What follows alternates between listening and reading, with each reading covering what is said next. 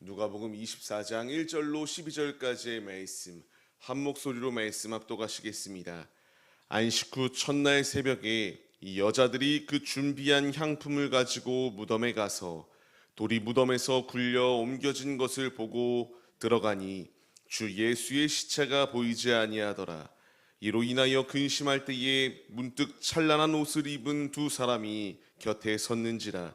여자들이 두려워 얼굴을 땅에 대니 두 사람이 이르되 어찌하여 살아있는 자를 죽은 자 가운데서 찾느냐. 여기 계시지 않고 살아나셨느니라. 갈릴리에 계실 때에 너희에게 어떻게 말씀하셨는지를 기억하라. 이르시기를 인자가 죄인의 손에 넘겨져 십자가에 못 박히고 제3일에 다시 살아나야 하리라 하셨느니라 한데, 그들이 예수의 말씀을 기억하고 무덤에서 돌아가 이 모든 것을 열한 사도와 다른 모든 이에게 알리니, 이 여자들은 막달라 마리아와 요한나와 야고보의 모친 마리아라.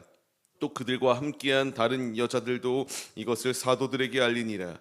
사도들은 그들의 말이 허탄한 듯이 들려 믿지 아니하나 베드로는 일어나 무덤에 달려가서 구부려 들여다보니 세마포만 보이는지라.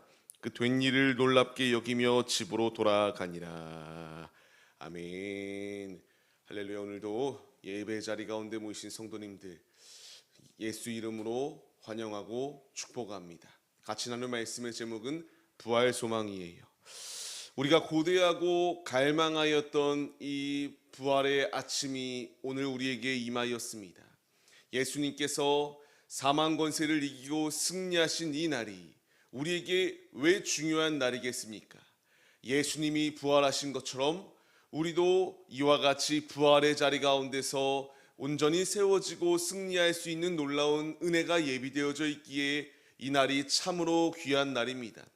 그 어떤 다른 새벽과도 비교가 되지 아니하는 이 놀라운 날, 예수님이 부활하심을 우리가 이와 같이 마음에 새기며, 이들이 주님 앞에 다른 마음을 품고 나오긴 하였지만 사모하며 새벽 아버지 앞에 나아왔던 이들의 모습처럼 우리도 주 앞에 나아올 때에 아버지께서 우리의 마음을 귀히 여기시고 아버지께서 은혜로 우리의 삶을 이끄신다라는 사실을 기억하시며, 오늘도 우리가 부활의 소망을 품고 예수 안에 온전히 승리하는 믿음의 도구들이 되시길 소원하며 말씀을 나누도록 하겠습니다. 부활의 아침, 가장 먼저 예수님을 맞이하였던 이들이 누구이겠습니까? 제자들도 아니었습니다. 말씀에서 나오는 여인들이었어요. 말씀드린 것처럼 이 여인들은 조금은 다른 이유를 가지고 예수님의 무덤가로 나왔던 것을 볼 수 있습니다. 왜 예수님의 무덤가로 나왔습니까? 이들은 예수의 부활을 믿지는 않았어요. 하지만 예수님을 사랑하는 마음이 너무나 가득하였기 때문에 장례를 잘 치르고자 이와 같이 향품을 준비하여 무덤가로 나왔던 것이 이 여인들의 모습이었다라고 말씀이 기록되어지고 있습니다. 예수님은 순환당할 것에 대하여 계속하여 말씀하셨거든요. 나는 순환당하러 왔다. 순환당할 수밖에 없다. 근데 그 뒤가 더 중요했어요. 순환을 분명히 당할 수밖에 없는데 순환당함으로 끝이 아니라 3일 만에 부활하리라라는 말씀을 이 제자들과 그리고 예수를 따르는 이들에게 계속하여 전하셨거든요. 하지만 이들은 자신들에게 주신 이 아버지의 말씀을 듣지 않았던 것을 볼 수 있어요. 기억하지 못하였습니다. 아버지의 말씀이 분명히 주어지고 있지만 이들이 생각하였던 것은 인간의 관점이었죠. 죽으면 끝이다라는 생각 가운데서 이와 같이 장례를 준비하였던 것이 이들의 모습이었다라고 분명히 기록되어지고 있습니다. 우리의 마음은 어떠한지를 돌아봐야 됩니다. 부활의 예수는요, 인간의 관점으로 생각해서는 안 돼요. 하나님의 모든 뜻은 내 인간의 관점에서 해석하고 내 뜻이 이러하니 아버지의 뜻도 이러할 것이다 라고 하는 생각 가운데서 사람의 생각으로 판단하는 것은 굉장히 잘못된 오류를 범할 수밖에 없습니다. 우리의 이 미약한 뜻으로, 미약한 지식으로 주님의 뜻을 다 헤아릴 수 없어요. 이 여인들은 이 사실을 몰랐기 때문에 단순하게 예수님이 죽으셨고 그 죽으심의 자리 가운데서 장례를 잘 치러야겠다라는 마음이 가득하였던 것이 이 여인들의 모습이었습니다. 지금 우리네 마음은 어떠한지요? 아버지께서 우리에게 오셨거든요. 그리고 부활하셨습니다. 부활의 예수가 우리와 함께하고 계시는데 우리의 삶 가운데서 아버지의 은혜에 전적으로 감사하며 나아가고 있는지, 아니면 인간의 관점으로 생각하고 인간의 관점으로 판단하고 있는 것이 우리네 모습이 아닌가를 돌아보고 점검해야 됩니다. 아버지께서 원하시는 것은 나의 생각, 나의 판단이 아니라 아버지의 뜻이 있음을 믿고 전적으로 주의 말씀에 순종하기를 원하신다는 사실을 우리가 잊지 말아야 합니다. 아버지의 일하심은 언제 시작되었습니까? 2절 말씀을 보시게 되면은 돌이 무덤에서 굴려 옮겨진 것을 보았다라고 말씀이 기록되어지거든요. 지금 아버지께서 일하시기 시작하였던 때는 이 여인들이 그 돌무덤 앞에 나와왔을 때가 아니에요. 이미 하나님께서는 이 여인들이 나오시기 전부터 하나님이 일하셨다라는 것을 분명히 말씀해 주세요. 이것이 의미하는 바가 무엇이겠습니까? 내 인간의 관점에 의하여 하나님께서 움직이시는 것이 아니라 하나님의 뜻대로 하나님이 전적으로 일하시고 계신다라는 것을 분명하게 말씀해 주시고 있습니다. 이 제자들이 믿음이 있기에, 여인들이 믿음이 있기 때문에 이와 같은 기적이 임함이 아니라 하나님의 전적인 일하심 가운데에서 이 모든 일들이 주님의 뜻 가운데에 운행되어지고 있었다라는 것을 말씀해 주세요. 돌을 옮기는 하나님, 무덤을 여시는 하나님, 사망 권세를 이기고 승리하신 예수님, 이 모든 것은 나의 의지와 나의 생각 때문에 아버지께서 이렇게 일하신 게 아니라 하나님의 절대적인 주권 아래서 우리를 구원하여 주시기 위하여 십자가 지셨고요. 무덤과 같이 이와 같이 막혀 있었던 자리 가운데 놓여 있는 것이 우리들의 모습이었지만 예수께서 무덤을 여시고 승리하신 것처럼 우리 앞에 놓여 있는 모든 어둠의 문제들, 무덤과 같은 문제들을 주님께서 이기시고 우리를 승리의 길로 이끌어 주신다라는 것을 분명하게 약속해 주고 계세요. 이제 우리는 이 놀라운 은혜를 받은 자들입니다. 사망 권세를 이기고 승리하신 예수님이 나의 승리가 되어 주시겠다라고 말씀해 주시거든요.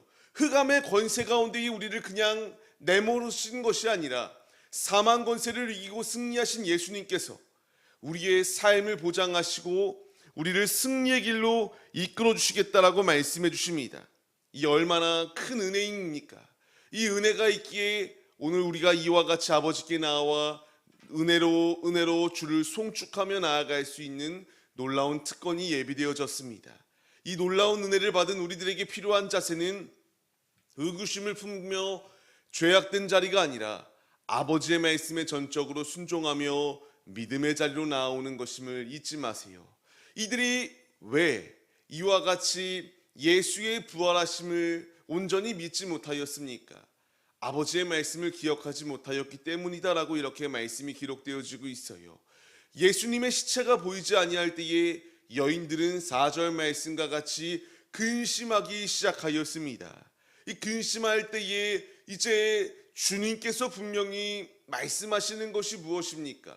어찌하여 살아있는 자를 죽은 자 가운데서 찾느냐라는 것을 말씀하시고요. 이것만 말씀하신 것이 아니라 아버지께서 너희에게 무엇라 말씀하셨는지를 기억하라라고 이렇게 말씀해 주셨습니다. 그제서야 여인들은 아버지의 말씀을 기억하기 시작해요. 아버지의 말씀을 기억하기 시작하니까 이 여인들이 행동하였던 것이 무엇입니까? 이제 아버지의 부활하심을 이와 같이 전하기 시작하였다라고 말씀을 기록해 주고 계십니다. 아버지의 말씀을 기억하지 못할 때에는 근심하고 두려워져요. 하지만 아버지의 말씀이 내 안에 심겨지고 기억되기 시작하면 더 이상 두려움이 아니라 담대한 마음을 가지고 예수의 부활하심을 전함의 자리 가운데로 나아올 수밖에 없다는 사실을 분명하게 말씀하시고 있습니다. 이 여인들은 말씀을 기억하지 못했어요. 제자들 역시 말씀을 기억하지 못하였습니다. 하지만 우리는 주의 말씀을 기억하고 있어요. 말씀을 기억할 때에 주의 부활이 우리의 부활의 소망으로 다가오게 되고요. 이제 이 놀라운 기쁨을 맛본 우리들이 행동해야 될 것은 이 여인들이 아버지께서 부활하셨다라는 것을 전하기 위하여 나아갔던 것처럼 이제 우리도 주님을 기억하고 전파하기 위하여 힘쓰는 것이 우리네 모습이 되어야 된다는 것을 잊지 마시기 바랍니다. 오늘 말씀이 우리에게 힘이 됨의 이유가 무엇일까요? 제자들 역시 말씀을 들었지만 허탄한 듯이 들어서 믿지 아니하였어요. 공생의 기간 예수님을 따랐던 자들입니다. 이런 이들조차도 연약해요. 불완전해요. 온전히 믿지 못하는 자리 가운데 놓여 있었습니다. 하지만 지금 주께서 우리에게 주시는 말씀이 무엇입니까? 이와 같이 우리가 이 모든 말씀이 다 완전히 믿어지지 못하는 모습 또한 분명히 있을 수 있어요. 하지만 베드로가 이 말씀을 듣고 이제 예수님이 무덤에 있던 그 자리 가운데 다가 실제로 보니 예수님의 시체가 없습니다. 이것을 보고 놀랍게 여기며 집으로 돌아갔다라고 말씀이 기록되어지고 있어요. 지금 이들조차도 허무맹랑하게 여겼어요.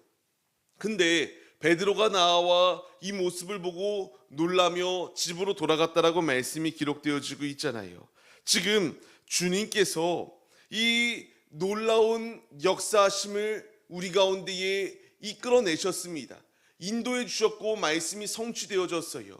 베드로가 놀라우며 경외함 앞에 섬으로 돌아갔던 것처럼 이제 우리 역시 이 부활을 예수께서 부활하셨다라는 것을 믿는 것으로 그치는 것이 아니라 우리도 놀라며 경외의 자리로 나아가 감사하며 주님의 부활을 믿지 아니하는 이 세상 가운데에 나타내야 될 놀라운 사명이 우리에게 주어졌다라는 것을 우리에게 분명히 말씀해 주세요. 부활의 능력은 과거에만 있었던 것이 아니라 지금 우리에게 동일하게 적용되어지고 있습니다. 부활의 소망을 가지고 삶을 살아내라. 예수님이 부활하신 것처럼 이것이 우리에게 주는 중요한 교훈이 무엇이겠습니까? 예수님이 살아나셨다로 엔딩이 아닙니다. 살아나셨으니 이제 우리의 모든 것이 무덤가 가운데 그냥 놓여 있는 게 아니라 부활하신 예수께서 절망 가운데 놓여 있는 이들을 일으켜 세워주신 것처럼 우리를 세워주시고 있다. 이제 우리가 일어나 주님의 복음을 붙들고 이 열방 가운데에 주님의 부활을 전파하는 자리 가운데로 나아오라라고 우리에게 말씀해 주세요. 예수님이 부활했다라고 그치는 것이 아니라 이제 그의 제자된 우리들에게 주시는 주님의 진리의 말씀을 붙들고 힘차게 달려가는 것이 우리네 모습이 되어야 됩니다. 예수가 우리와 함께 하시면 예수님이 부활하신 것처럼 우리 앞에 문제도 주님 안에 해결되어집니다. 무덤과 같이 여겨지는 나의 문제가 무덤 문이 열리고 예수께서 부활하시고 승리하신 것처럼 무덤과 같이 여겨지는 우리의 문제가 예수 안에 활짝 열려질 수 있습니다. 주님께서 이와 같이 승리하신 것처럼 그 근거가 세상 끝날까지 우리와 함께하여 주신다라는 주님의 약속의 말씀이 부활의 소망을 가지고 삶을 사는 이에게 잠자는 자여 일어나라. 주께서 우리를 깨우시고 다시금 주님 앞에 온전히 세워질 수 있는 놀라운 은혜를 베풀어 주시는 하나님의 능력이 우리에게 예비되어져 있다라고 말씀해 주세요. 이제 우리가 다시 일어나야 됩니다. 부활의 소망을 품고 부활의 예수를 전하기 위하여 힘쓰십시오. 주께서 오늘 우리에게 말씀하시는 것은 그냥 무덤과 같이 근심 가운데에 절망하며 놓여있길 원치 아니하시고 일어나 주님을 전하는 자가 되길 원하십니다. 이제 우리가 말씀에 반응하여서 부활은 과거의 사건이 아니라 현재 진행형이다. 주님 오시는 그날까지 부활의 소망을 품고 주의 자녀들이 주님을 나타내는 자리 가운데로 나아오라라고 우리에게 말씀하세요. 우리가 말씀을 마음에 새기시고 나는 부활의 예수를 믿는 하나님의 자녀이다.